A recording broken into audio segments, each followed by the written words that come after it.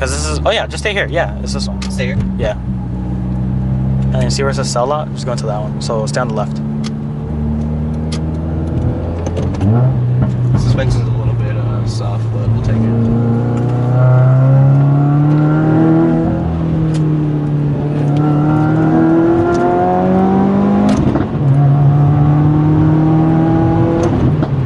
Dang, that thing is awesome. This is awesome.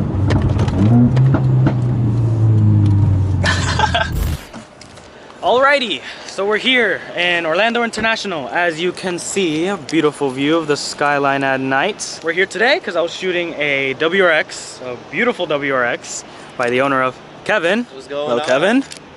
Pleasure to meet you, good sir. Yes. So welcome. So you have this beautiful package of a WRX here. What I've seen, and we've had conversations about it before as well, it is really just a perfect daily driver for any enthusiast, and it does everything. You went to the Dragon with it, you know, so let's just go ahead and just dive into it. You know, why did you go with the WRX platform? Yeah, so the funny story is I originally had like a 2013 Accord. I had like a 212s inside of it, had a whole subsystem in it. So I wanted to go back to manual since my first car was a TC. So I actually found like a rare gem. So it was a 2011 Nismo 370Z. And it was owned by this old like 40-year-old, 50-year-old guy. It had like 40,000 miles. He wanted it for like $12,000. This was like about 2 years ago, 3 years ago. And so the funny thing is that I was gonna buy the car. I was on the way to sell my Accord, and on the way to print out paperwork to sell the Accord, somebody T-boned me in an accident. The car got totaled afterwards. So, you know, after that, you know, after I got all the money from insurance and whatnot, I ended up going with this platform, kind of on a whim because the guy just didn't want me to buy from anymore after I said like, hey, I can't really, you know, do the deal right now. So after that, I went with the Subi. I got it at the end of the year, so I actually got it on Christmas Eve. Oh, super cool Christmas present, huh? Yeah, so I mean, you know, like brown parents and stuff like that. So like my dad, he went inside the dealer and he walked out like 3 or 4 times, and we got a pretty good deal for the car. So it's like, if I did it myself, I probably would have got it for like the base price, but he was able to put it down a little bit. I gotta learn how to negotiate sometimes, right? I gotta learn how to do that. So I mean, over time, I've done a couple of stuff to the Subi, you know, done things here and there over time. I know the first thing I always did, something that I always recommend is you do suspension first, then wheels and tires. That's the whole thing that a lot of people, you know, go with anyways, because if you do, you know, tires with monster truck height, it doesn't look that good. Yeah. So once you lower it, then it's a lot better. And let's take a look at the height here. Yeah. You have a really comfortable height right now, and you never changed the height. I know that you have a trip coming up, so you just kind of like softened the suspension and everything. Pretty much, yeah. So I have Fortune Auto 500. So they're actually a customized version by a company called Cygnus Performance. So they actually customize the Fortune Auto 500 to put a little bit extra, I would say, like pizzazz into there. They have a digressive spring valving in there as well, so it's a lot easier to drive on the road, and it's very good for track as well. So it's kind of like an in-between. It's the 8,000 spring rate, so on the track I could adjust the dampening to be a little bit harder, so I could go on the track and go to autocross. And if I'm going on road trips like tomorrow, I just, you know, dampen it up a little bit, make it a little bit soft, just so I could, you know, be a little bit more comfortable driving down the road, so I wouldn't have a problem. Yeah, and again, you haven't done anything other than coilovers on this. Yeah. Although you have these beautiful NK, what, do you know the model by the way? Yeah, so it's the NT03Ms. So these aren't in production anymore, so you can actually find them on Amazon, but I found it from a guy from St. Pete. And it was actually on an R32 that was drifting. Okay, so it has some pretty cool, you know, time on it, huh? So originally when I got them, there was a shit ton of like curb rash and everything, so I actually got it done. So once I got all the curb rash done and everything like that, I actually took it to my detailer and he ceramic coated it as well. Okay. So afterwards it came out perfect and I was good to go with that. Yeah, I mean, this thing looks awesome. Again, just the way it sits, the wheels fit it perfectly. I know that, again, we mentioned that you went to the Dragon. Yeah. How was that? How did the car handle? You know, I know that, of course, you could stiffen and soften it up. I went with a couple of friends up to the Dragon. It was an amazing experience. Anybody that's gone through it, I highly suggest you go through it as well, even if you're a car enthusiast or not, because 1, the views are amazing, 2, the roads are even better. No matter what place you live in, if you go to the Dragon, it's going to be a better place to drive in because the roads are a lot smoother. And 3, it's amazing driving it. The only thing I could talk about is maybe the brakes, because they're stock brakes. So definitely going up and down the Dragon, my brakes did get a little bit overheated over some time using it a while. So I've had some, like, you know, 6-pop you know, Brembo brakes with the ones that the STIs have. It would be a lot easier to have. You have a ton of fun with this car. You know, you went to the Dragon, and have you done autocross before as well? I have. So I actually started out with autocross, and this car was completely stock, and I took it after like I think 6,000 miles. So after the break-in period. So after that, I started taking it around the track, and I realized that I needed stickier tires, thicker tires, as well as a better suspension setup. Yeah. So after I got the whole setup done, and I did autocross again, and it was so much fun. I took it to Palm Beach International Raceway. So that autocross track actually closed down, but when I I used to take it over there. It was a ton of fun just to take it around the track. I miss PBIR. But one cool story about me and Kevin, we met 2 years ago. We met again like this year, a couple months ago, but we met like 2 years ago at some random compound trip, and he was kind of just like a mutual person that was there, that was a friend of a friend. I saw him and he was whipping around the Civic all around the track. I was like, damn, this guy's hitting it pretty hard. If I could find the clip, I'll put it where I almost understeered and went into the dirt.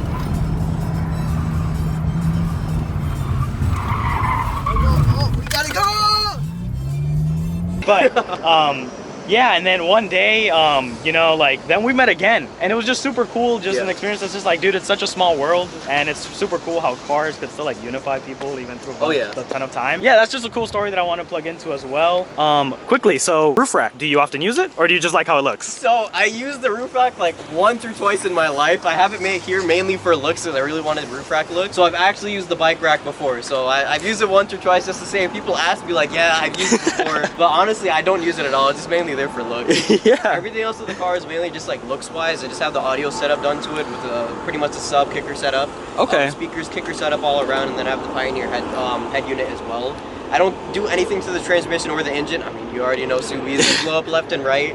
So, and it's really inconsistent too. Sometimes I'll see on the forums people will be like 3,000 miles in and their engine blows up.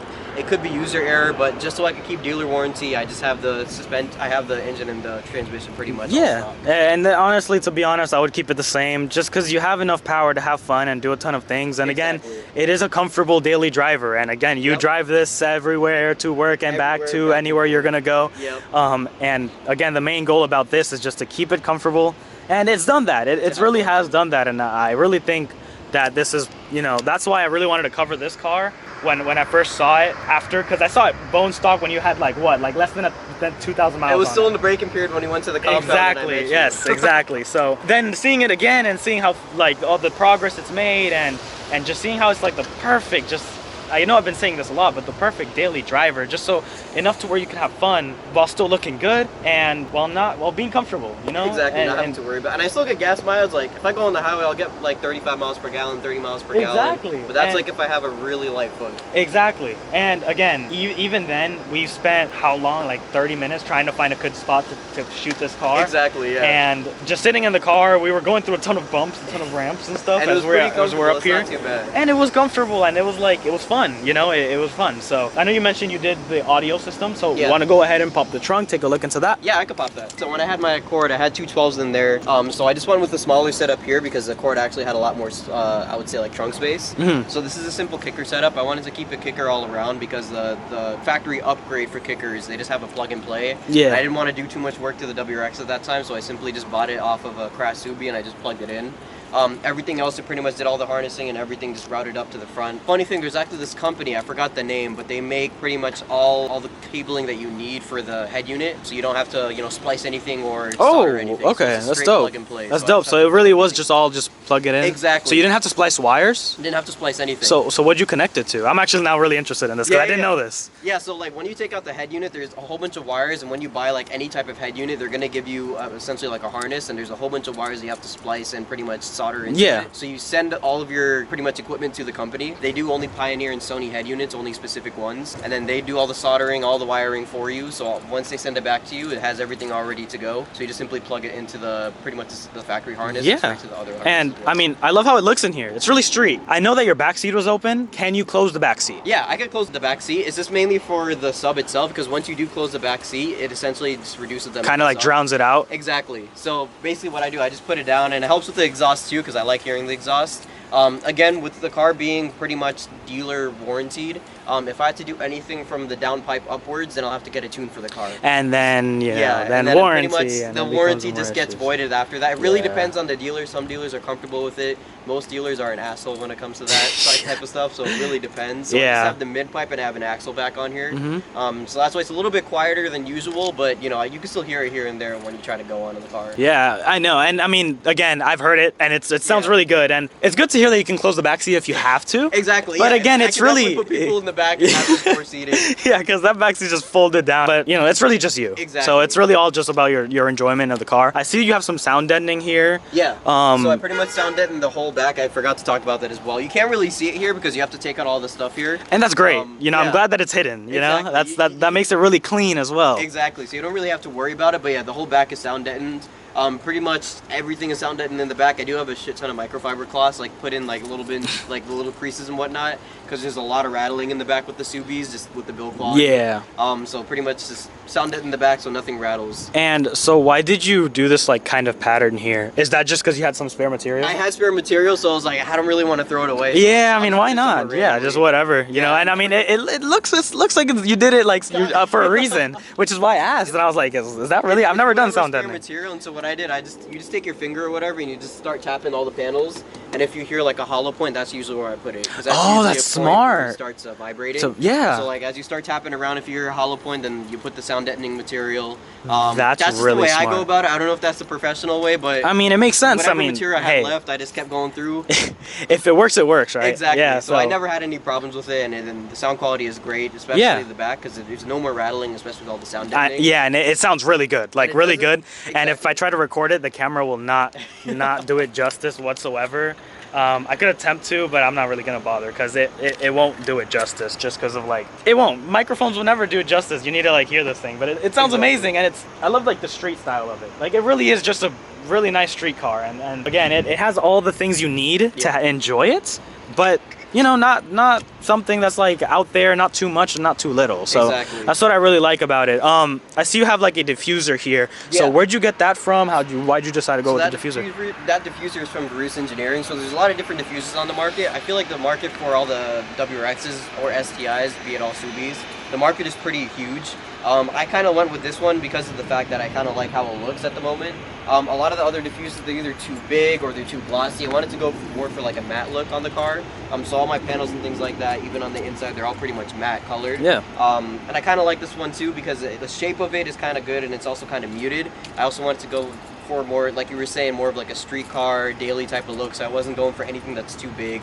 I wanted it to be nice and muted where if somebody looks at the car, they're like, hey, it's a nice, you know, detail versus it's standing out and being a huge diffuser that you don't really need. And to be honest, it's something that you really won't notice if you know what you're looking at. Exactly. Like, for example, if someone who would just come up to this car and just look at it, it would look kind of like uncanny. Not in a bad way, but in a way like, is that supposed to like, did that come like that? Exactly. But even though it looks really good and it's not out there and it gives it the nice aggressive styling in the back, a little more low. I guess you could say. Exactly, yeah, it gives it a little bit more low. Some people, it's always hit or miss with them because at the side spats, most people have like pretty much another fin that extends out this way. So it's kind of hit or miss for people whether or not they like it. I didn't like it at first when I put it on, but afterwards I kind of grew to love it because it's a nice muted look, like you're saying. And if you look at the side profile, it's really nice, and once you look in the back, then you see the diffuser. Yeah, and again, it looks great. It's not in my face. It's, I mean, not that in my opinion matters. It's your car, but it's not in like, it doesn't like, the build is not around the diffuser. Yeah. It's a nice accent, and that's really what I like a ton about it. Exactly. It's just a beautiful accent to the car.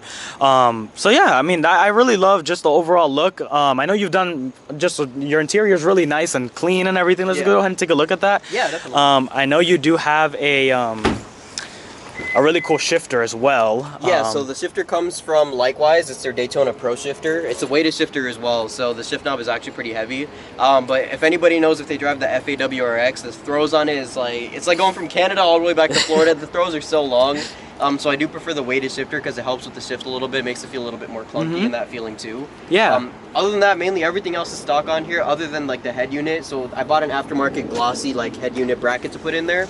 And I simply went to Home Depot, bought some spray pen, spray paint. Oh, okay. Spray paint. Yeah. And I pretty much painted it afterwards. Oh, so you painted it? I didn't know that. So I painted it afterwards because I still wanted to go for like that matte type of look. Yeah. But other than that, everything else is pretty much good. I do have like the Alcantara shift boot and Alcantara. Yeah. Do you want to fire up all the accessories and we could take a look at like what it looks all lit up? Yeah, definitely. Again, beautiful accents with LEDs. Matches really the gauges and everything. Again, there really isn't too much to comment on here. It really is just something that is just nice accents, you know, just like the rest of the car. Yeah. But you know, it's nice, like comfortable cockpit where you don't have to worry about anything. Exactly. Driving daily driver. you know, it's all pretty good, and you don't need to worry about anything. It's pretty comfortable too, so it's not too bad. Yeah, and of course this thing is, the exhaust is not stock whatsoever. Yeah, exactly. What did you do for that as well? So for the exhaust, I pretty much did a remark axle back. So I did the axle back exhaust, and then I just did the mid pipe on there as well. So that's pretty much the setup that I have on there. A lot of people say it's hit or miss with the axle back, so they sound a little bit too, I would say, kind of like Ricer eBay exhaust type of thing, but surprisingly, I've gotten like a low tone out of it with the mid pipe that's on it too. It sounds really good. And it's still catted from the J pipe all the way upwards. Yeah. So it still has the cats and everything like that. So it's not, you know, dummy loud or anything like that. It's nice and muted. If you're driving, you know, within a neighborhood, it's super quiet. And once you want to get onto it, then you can definitely hear it. Yeah. Do you want to maybe like give it some revs? Like, Yeah, you would definitely hear that. Really nice and tame as well, you know. Again, just to give you the nice excitement when you're you're driving and everything. Yeah, so like once you get on it, then you'll hear it and it'll be good to go. And that's really what I think is like the best, because then, you know, you get to enjoy it. You don't have the nasty drone when you're, unless you might be like going pretty fast on the highway, but even then you're kind of pushing it, you know. When you're really driving comfortably to work every day on a 45, you don't have that drone just drilling you, and so and I still get backfire here and there because the stock tune is kind of like that. Yeah. So especially, so it's not kind of like, they call it the burble tunes and stuff like that, where like, you know, if you're just driving down the road and you're just slowing down, you just have pop, pop, pop, pop, pop. I don't like that type of stuff. It's not. It does have its pops. It does. But not obnoxiously. It only pops when you downshift, and that's what I like. Exactly. That's when it's supposed to pop. I mean, when you, because when you downshift, you know, you're gonna do some crazy shit. Exactly. And it's not every downshift too. It's only like certain downshifts. Yeah. It really depends on like how the ratio is with the fuel to And air. that's great. And that's when it starts popping. But it's not every single downshift. So like if you're driving in a neighborhood and you're going to second, it's like, yeah, exactly. It's just a one pop, one big pop sometimes here. Yeah, exactly. And again, it sounds amazing. That's why I wanted to cover this car so much. It's a beautiful package that I think, if you're an enthusiast, if you're buying a new car, me personally, I wouldn't want to destroy a new car. Unless, you know, I wouldn't want to destroy a new car. If I was to ever buy a brand new car, it would be something similar to this, the same feel. Again, enough to have fun, enough to just drive it to work every day. Exactly. Exactly. And I haven't done that with my Civic because I have my SC. That lip on the skirt, or where'd you get that from? So I'm gonna go along on this rant of pretty much just like side skirts and lips. I go for like the cheaper ones. Carbon fiber does look good, but when I went to the Dragon and things like that, my front lip actually came off, and this one got damaged as well, and I just replaced it. Cause you go on eBay or Alibaba, you're gonna find it for a good like probably 50-60 bucks. So I didn't really care. I actually painted it matte black too, because it was also a glossy black, and I wanted to go for that matte black look. So I just pretty much bought another one and I slapped it on there. Exactly. And even then, it's a side skirt. You know, it's gonna be the closest thing to the ground. It's gonna break at some point. If it breaks, I don't really care. It's not 500 bucks on the drain. It's Exactly. Like 80 bucks. Exactly. And actually, like on the front here, so you see here with like the fog lights, I actually got that from Alibaba too. And that was like a good, I think, 80 or 90 bucks. But if you go on like the Subaru like aftermarket websites, they sell for like a good 400, 500 bucks. I'd go with the 90. And that's like if it works, it's the exactly. And so, you know, that's the type of stuff where you just look on the internet and find it. Yeah. And I've had it for a good, I would say like a year and a half, 2 years close now. Haven't had a single problem with it. I'm convinced that it's the same exact product. It doesn't have the ease of use because it doesn't have the plug-in harnesses. I mean, but even once then, you splice the wires and it's like plug and play. And you splice the wires yourself? Yeah, so it's pretty much the WRXs. They come with, so if you don't have your fog lights on there, it already comes with a bracket for it. So you just buy like a plug-in for the bracket and you just splice the wires together. Oh shit. And for the sequentials to work, because actually I took out these headlights and I pretty much put them inside the oven, removed them, painted it black, and got the deodynamic sequentials. Yes, they look really good, like the way they are. So I was gonna ask you, are these like this from factory? But I guess not. Painted them black pretty much, and then I put the deodynamic C lights on there, which is the switchbacks. Yeah. So that gives you the range for both of them on there. Yeah. Yeah, so you kind of just painted these, right? Yeah, I opened them up. That was like the first thing I did to the WRX, and I didn't really do too much to any cars before then. I just did mainly like oil changes and things like that. So that's where I started learning a lot more about how to work on cars. Yeah. Because back then I used to only do, like I said, oil changes, did, you know, little stuff here and there. Did this car teach you how to splice as well? Yeah, pretty much. Damn. So my dad actually taught me because he's pretty good at splicing, soldering, and all that stuff. So he taught me how to do that. But in regards to applying it to somewhere, it's the first time that I kind of did it, so I had to learn. But it was a pretty good experience, be able to splice the wires, put them together, and pretty much solder them together as well.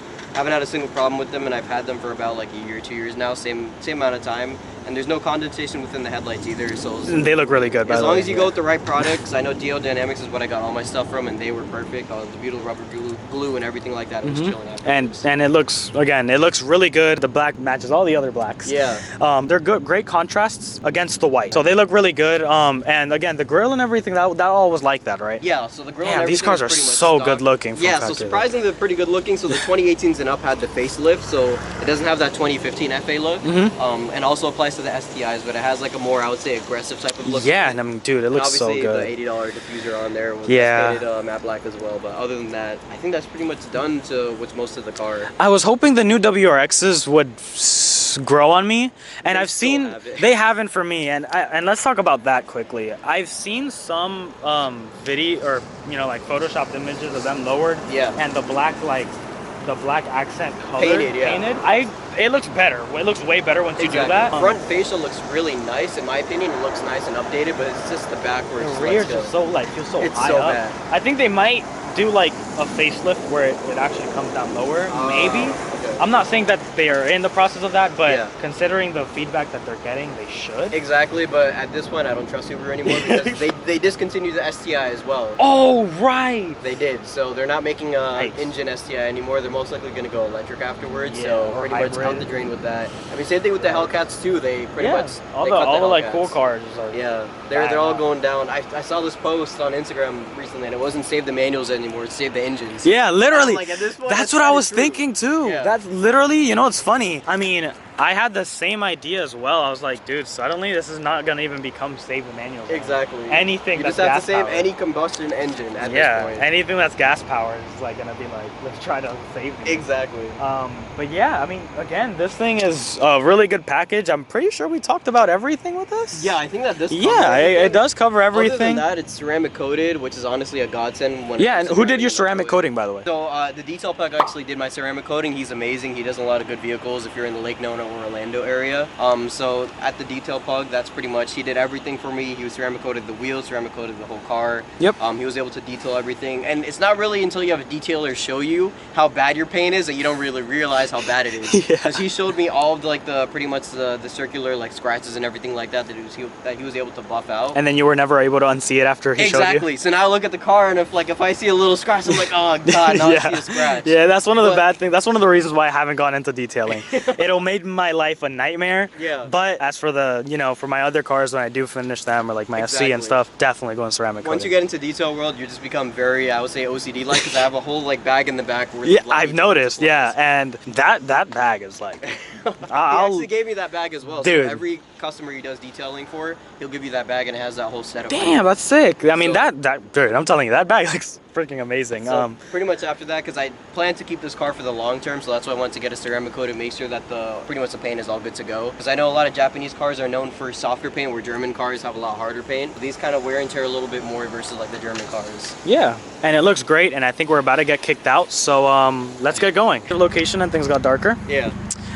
Just to end it off, like we finished covering everything as well. What really would you like to end off the video with, or? Yeah, so I feel like a lot of people are just afraid of the car community, especially sometimes they think it's like a pretty big barrier to entry.